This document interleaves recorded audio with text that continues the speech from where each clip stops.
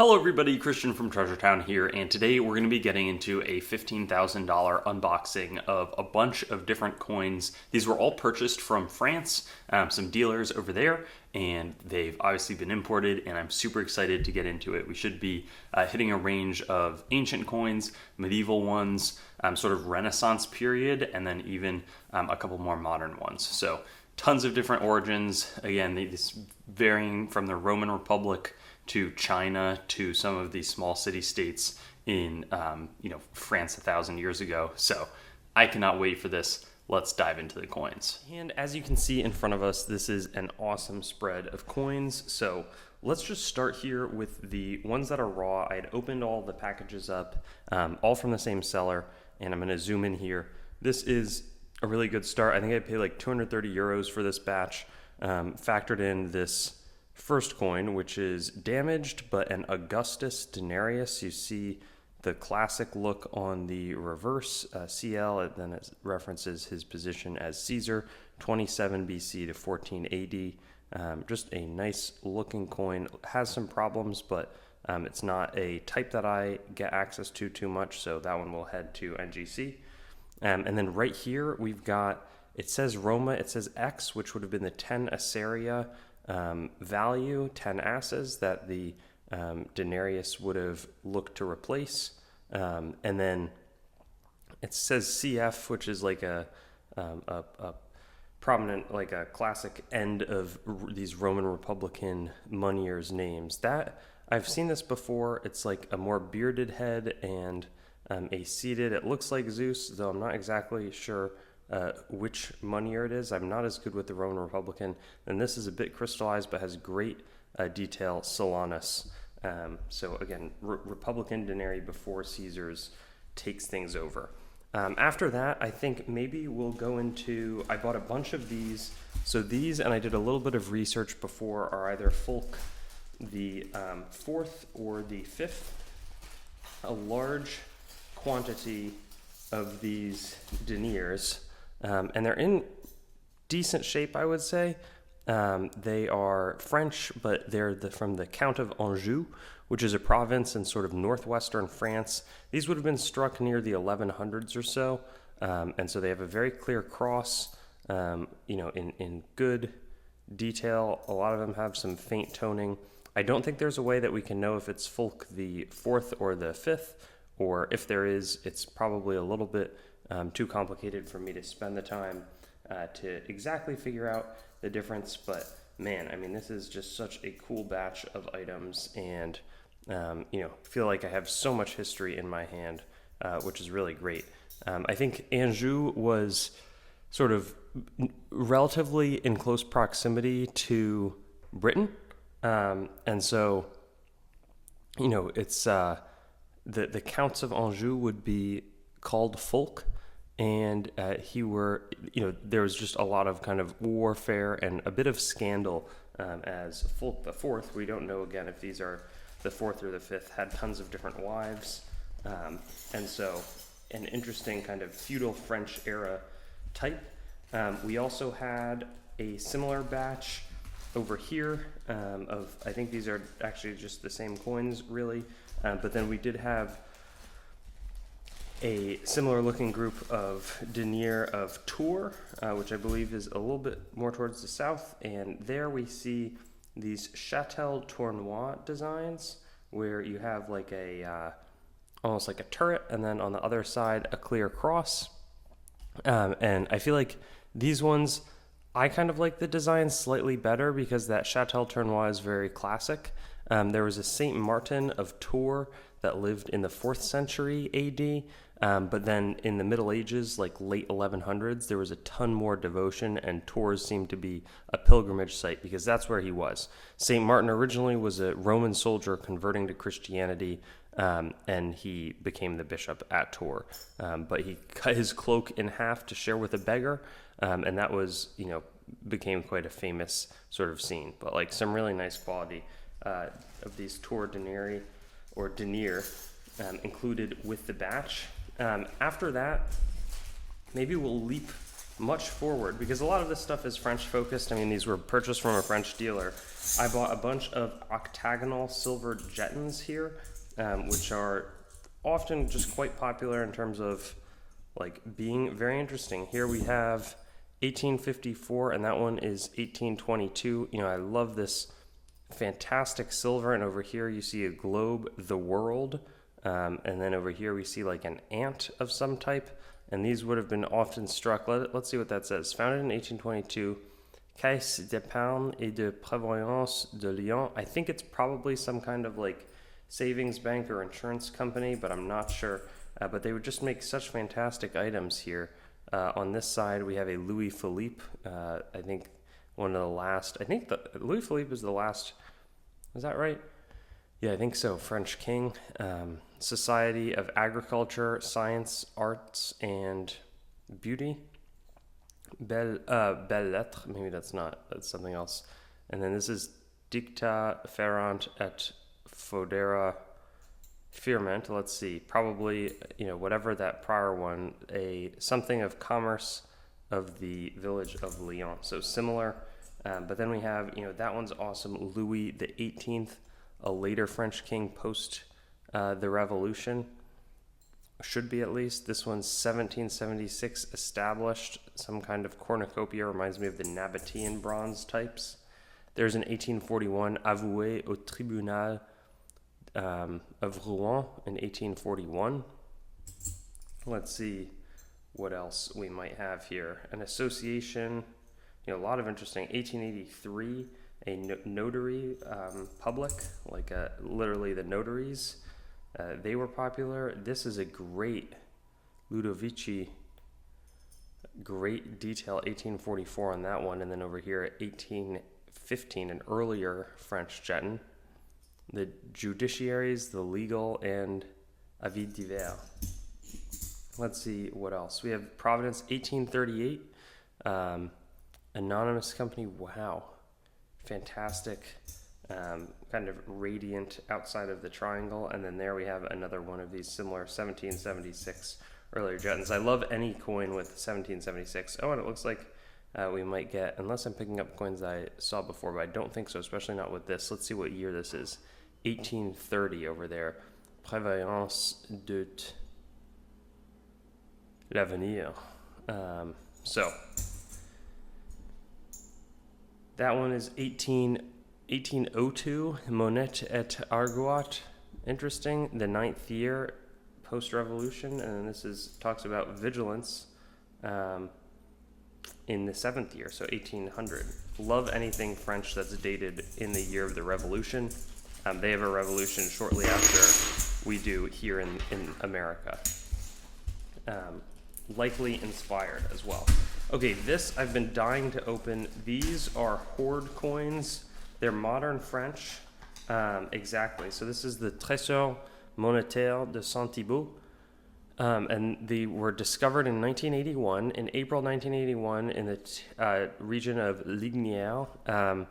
I think exploitant agricole, I think that's a farmer, was probably digging up the earth and found something, near them with a pot of about 520 coins in silver of Louis the 16th, the 15th, and one of Louis the 14th. So I bought a bunch of these half écus from that hoard. They're worn, but these were super fascinating. These are going to be a bit more expensive. 1729 from the K Mint.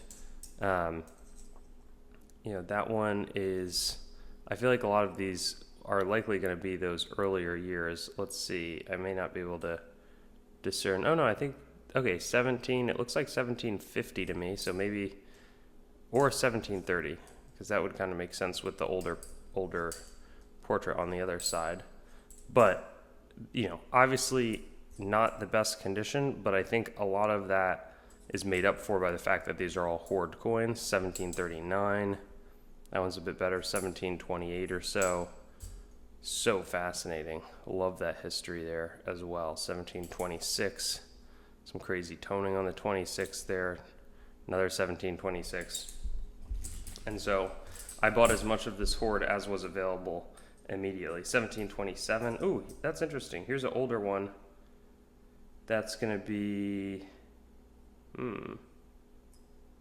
I don't know exactly where the date would be. Maybe it's obscured up there. But that, you can date a hoard by when the coins obviously. Oh, and I've never seen an ampersand as the mint mark. 1729. You can date the hoard by when the last coin was found there. So 1726, 1723, 1729, 1732, 35. Super fascinating. 1730, 1736. So it seems like this would have been circulating change, but then I'm not sure when that switch that we saw later was. This won't be too informative, 26, and I don't mean to bore you, but this is a live unboxing, so I'm just like, I love the, call it archaeological history component of it all. I would love to go. I was recently on my honeymoon, and I spoke to somebody who, he had a degree in archaeology, and so he's participated in a lot of digs, 1726. And in Israel, you can't, keep anything that you find under the ground, but anything on top of the ground that you find, you are allowed to keep. So he's found some rare artifacts. It's just an incredible story. 1739. Again, a few more worn ones, but really fun. A great start. And I'm going to keep these, safe, and such a fascinating little hoard. I wish I could get all 520. I feel like that would be worth a pretty big expenditure if there was a full hoard that could be purchased. Next up, we had a bunch of, I paid 100 euros each for these Chinese coins. I think a lot of them are a bit impaired, so like this one's been holed and then plugged back again, but it should be pretty rare. These are not commonly seen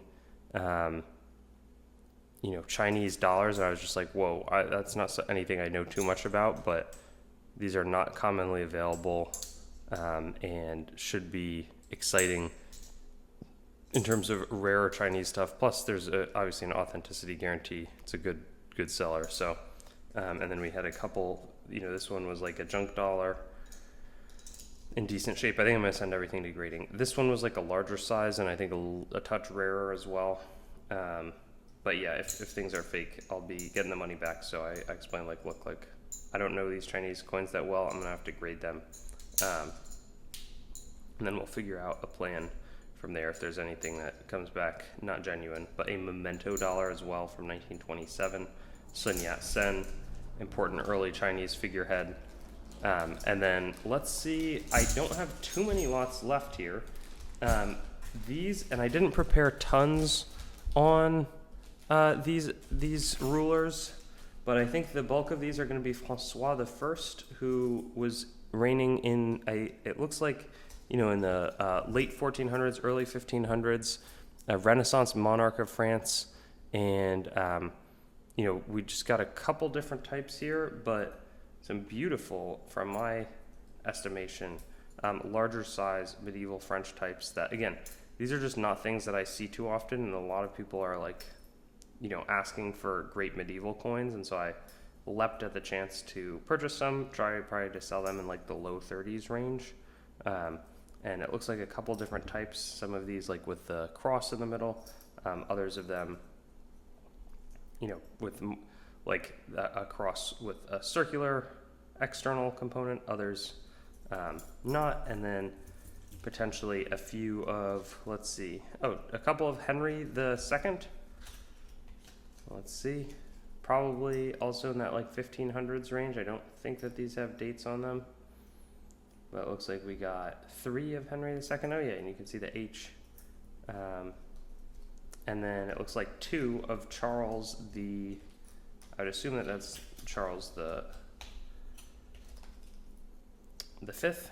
But I'll be confirming all of these, of course, later. But you can see the C quite clearly. Just incredible medieval history again. And I paid 25 euros a piece, so